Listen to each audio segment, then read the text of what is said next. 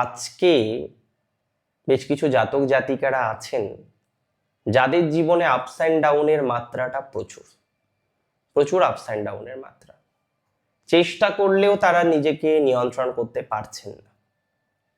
এই ট্রানজিট এমন একটা ট্রানজিট, এটা নয় যে আপনার লাইফকে সব ঠিক করে দেবে, সব খারাপগুলোকে ভালো করে দেবে, একদমই তা নয়।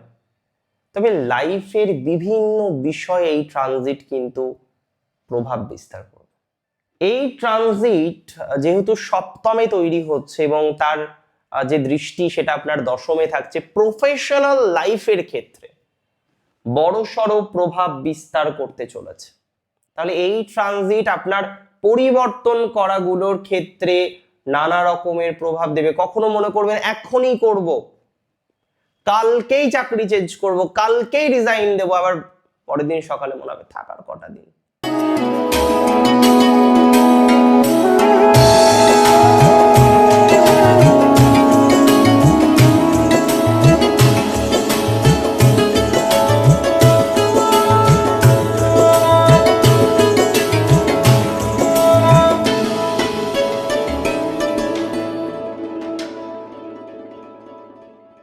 নমস্কার, জয় শ্রী গণেশ, স্বাগতম আপনাদের প্রত্যেককে। আজকের ভিডিওটি একটু অন্যরকম ইন দ্য সেন্স আমরা খুব ডিটেলসে আজকে একটু আলোচনা করব।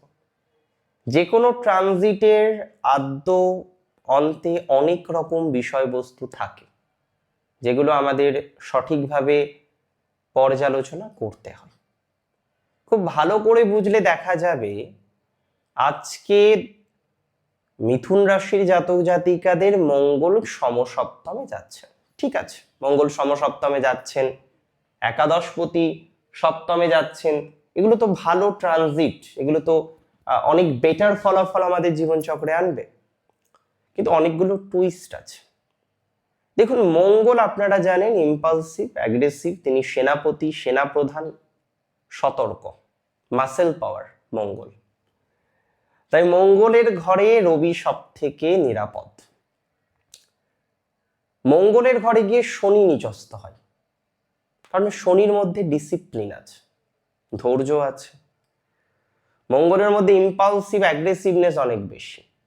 তাই শনি মঙ্গলের এনার্জি কিন্তু পরস্পর বিপরীত ধর্মী। জ্যোতিষশাস্ত্রে শনি মঙ্গলের গ্রহ সংযোগকে নানা নামে আখ্যায়িত করা হয়। আমরা যদি কোনো ব্যক্তিবর্গের হরোস্কোপে শনি মঙ্গলের কম্বিনেশন একত্রে দেখি, আমরা দুটো বিষয়ের কনফার্মেশন পাই। আইদার সেই ব্যক্তি জীবনে প্রচুর স্ট্রাগল থেকে এমন কিছু অ্যাম্পায়ার তৈরি করেছেন যেটা দেখার মতো, এমন একটা জায়গায় তিনি নিজেকে নিয়ে গেছেন যেটা দেখার মতো, অথবা সেই ব্যক্তি জীবনচক্রে সেটেলড হতে পারেননি। এই দুটি বিষয় খুব বেশি গুরুত্বপূর্ণ।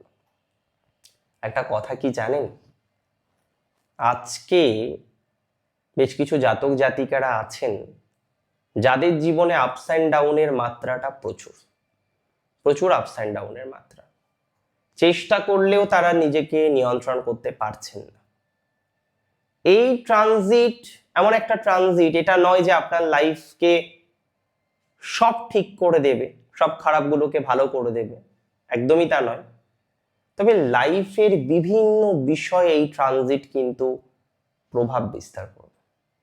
Many of you are doing job, many of you are doing self profession, many of you are doing business. সবার প্রফেশনের ধরন, প্রফেশনের ট্রেড সেম নয়।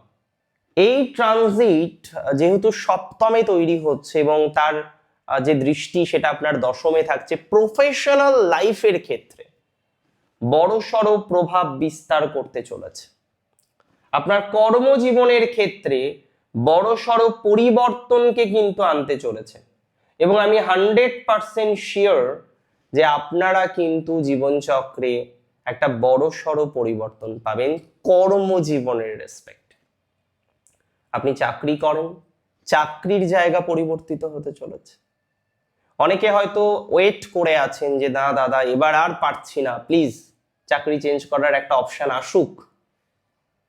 আমি বিশ্বাস করি যে আপনার জীবনচক্রে চাকরি পরিবর্তন করার একটা সুযোগ আপনি কিন্তু লাভ করবেন, এবং দিন শেষে একটা চাকরি পরিবর্তন করার মতো ক্যাপাসিটি আপনার লাইফে কিন্তু তৈরি হতে চলেছে। সো অনেকের ক্ষেত্রে চাকরি পরিবর্তন হবে, অনেকের ক্ষেত্রে কর্ম পরিবর্তনের সুযোগ সুবিধা আমরা লক্ষ্য করতে পারবো, অনেকের ক্ষেত্রেই সেই সুযোগ বা সুবিধা আসার যে প্রবাবিলিটি সেটা কিন্তু এক্সট্রিমলি হিউজ পরিমাণে আছে। ইভেন বিজনেসের ক্ষেত্রেও তাই, অনেকের বিজনেসের ট্রেড পরিবর্তন হতে পারে, যারা বিজনেস করেন তাদের ট্রেড চেঞ্জ হতে পারে। দেখুন, সবাই সেম ট্রেডে বিজনেস করেন না, প্রত্যেকের বিজনেস ভিন্ন ধরনের। একটা কথা মাথায় রাখতে হবে, এই ট্রানজিটে আপনার কোনো কোনো ক্ষেত্রে না তুরান্ত, হঠাৎ করে, তৎক্ষণাৎ ডিসিশন নেওয়ার মেন্টালিটি তৈরি হতে পারে।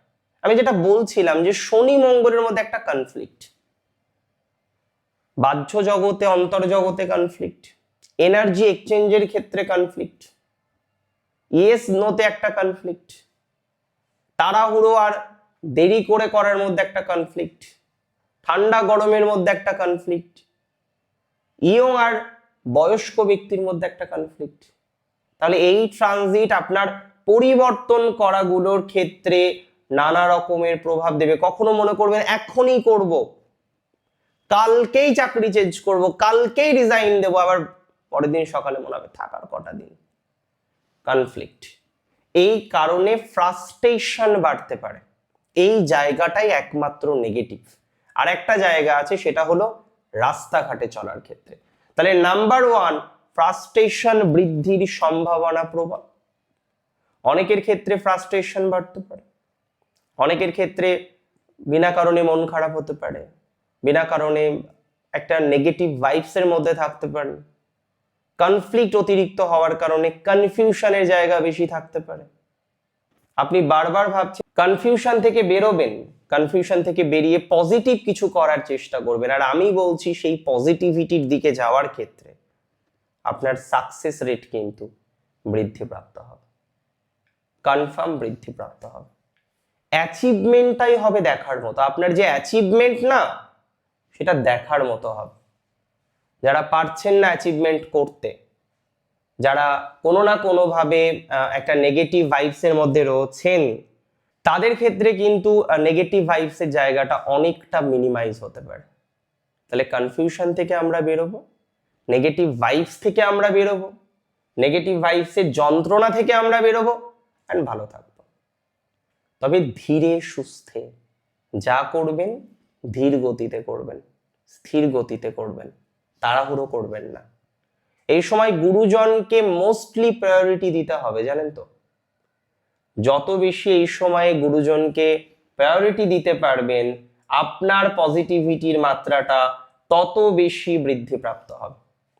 যত বেশি গুরুজনকে প্রায়োরিটি দিতে পারবেন, আপনার ডেভেলপমেন্টের মাত্রাটা তত বেশি বৃদ্ধিপ্রাপ্ত হবে। সো গুরুজনের ডিসিশন এখন আপনার কাছে না সেই বজ্রের মতো, সব থেকে শক্তিশালী জিনিস। আর একটা কথা মিথুনকে বলতে হয় এই ট্রানজিটের পরিপ্রেক্ষিতে, এই সময় কিন্তু কর্মস্থলে মাথা গরম হতে পারে, গুরুজনদের সাথে মাথা গরম হওয়ার বা মাথা গরম করার একটা টেন্ডেন্সি লক্ষ্য করা যেতে পারে। কোনো কোনো ক্ষেত্রে অথরিটির সাথে মাথা গরমের একটা টেন্ডেন্সি লক্ষ্য করা যেতে পারে। সো আমি একটা কথাই বলবো, নিজের আবেগকে নিয়ন্ত্রণ রাখুন সর্বতোভাবে। নিজের আবেগকে নিয়ন্ত্রণ রাখুন, এই সময়ে খুব দরকার এটা, আবেগ নিয়ন্ত্রণ। কিছু কিছু ক্ষেত্রে দেখা যেতে পারে সাংসারিক বা দাম্পত্য জীবনে একটা গভীর প্রভাব আসছে। সাংসারিক বা দাম্পত্য জীবনে যাতে এক্সট্রিম নেগেটিভ প্রভাব না আসে, তার জন্য আপনাকে কিন্তু একটু গুটিয়ে থাকতে হবে। তাড়াহুড়ো করে চলে যাবে, এটা করা যাবে না। হ্যাঁ, এই সময়ে কনফিউশন থেকে বেরোনোর জন্য একটা নির্দিষ্ট এম রাখাটা ভালো। শনিবার বা মঙ্গলবার হনুমান চালিসা পাঠ করাটা অত্যন্ত শুভ। আমি বলবো রোজ পাঠ করুন, হনুমান চালিসা রেগুলার বেসিসে পাঠ করুন, এর থেকে ভালো কিছু হয় না। প্রতি সোমবারের দিন রুদ্র অভিষেক করুন, এর থেকে ভালো কিছু হয় না। যদি সেটাও না পারেন, শুধুমাত্র পঞ্চাক্ষরী মন্ত্র জপ করুন শিবের, ওম নমঃ শিবায়। এটা তো পারবেন, রেগুলার বেসিসে সম্ভব হলে 108 টাইমস জপ করুন, না পারলে 54 টাইমস জপ করুন, না পারলে 27 টাইমস জপ করুন, তাও না পারলে 9 টাইমস জপ করুন। বাট রেগুলার বেসিসে নির্দিষ্ট সময় নিয়ে এই বিষয়টাকে কন্টিনিউ করুন। দেখুন, শনি এবং মঙ্গল, এই যে দুটো প্ল্যানেটের কনফ্লিক্ট আমরা আগেও দেখেছি, বহু আগেও দেখেছি।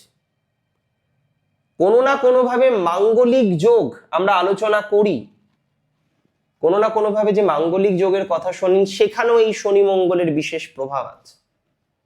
তাছাড়াও এই শনি, আপনারা জানেন তার আরাধ্য দেবী হচ্ছেন মা দক্ষিণা কালী। তবে মহাদেব শনিকে কর্মফল দেওয়ার ক্ষমতা দিয়েছিলেন।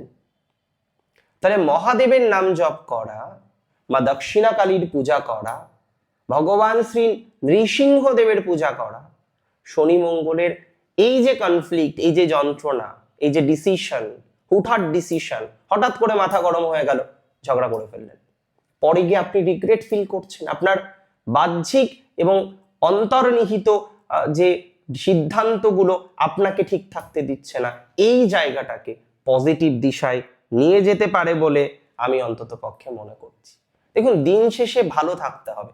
আর আমি একটা জিনিস বিশ্বাস করি, কি জানেন তো, যে রাশি মিথুনের পজিটিভিটি প্রচুর, তবে প্রপারলি ইউটিলাইজ করতে হবে। কনফ্লিক্টের মধ্যে থাকলে হবে না, পলিটিশিয়ানদের সাথে এই সময় ঝামেলায় যাওয়া যাবে না, অথরিটির সাথে এই সময় ঝামেলায় যাওয়া যাবে না। আর বন্ধু বান্ধবটা খুব বুঝে শুনে করতে হবে, বিকজ আপনি বন্ধু বান্ধব পছন্দ করলেও, প্লিজ রাগ করবেন না, আপনার বন্ধু বান্ধব নির্বাচন করার ক্ষমতাটা কম। আপনি social butterfly, I agree, I totally agri, but আপনি মানুষ চিনতে পারেন না। এই জায়গাটা কিন্তু খুব গুরুত্বপূর্ণ। ভালো থাকুন পৃথিবীর সবাই, মিথুন রাশির প্রত্যেকে ভালো থাকুন। আমাকে আজ্ঞা দিন আজকে এখানেই। জয় শ্রী গণেশ।